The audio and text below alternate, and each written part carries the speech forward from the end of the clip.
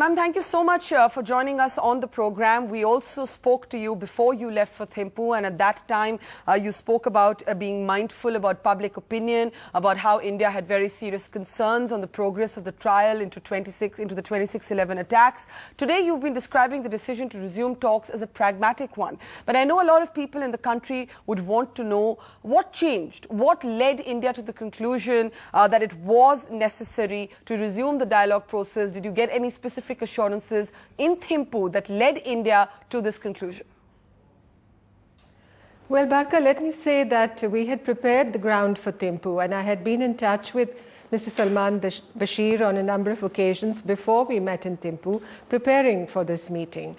And the decision, to re-engage with Pakistan should not have taken you by surprise, really, because when you look at the meetings that we had last year, we began with the Foreign Secretary's meeting in February here in Delhi, and then I traveled to Islamabad in June, where we spoke of the possibility of resuming dialogue on a number of issues in a graduated, sequential, step-by-step manner. Ma'am, you've been speaking about how nomenclature doesn't matter. It doesn't matter whether we dub this a resumption of a composite dialogue process or not.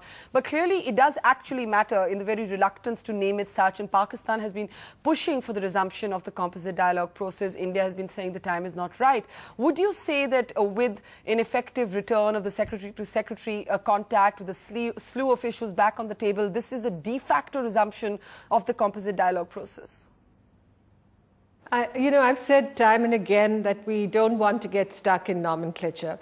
What does dialogue mean? If dialogue has to be meaningful, it must be sustained. That's the first point. It has to be serious. That's the second.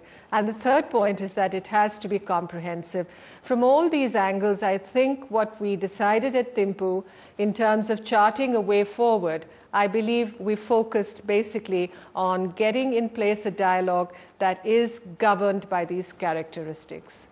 But clearly there is something that stops India from saying yes to the formal resumption of a composite dialogue process. We have stated in the past that this has to do with progress on into the trial and action on the 26/11 attacks. And I know I speak for a lot of people when I ask you, were there any assurances that you got from your counterpart on this? Were there any assurances, for example, you got in Thimphu on at least India being provided the voice samplers of the handlers who oversaw the 26/11 attacks?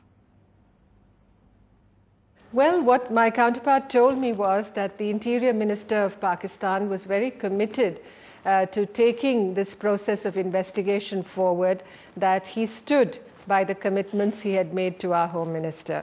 That was what my counterpart told me.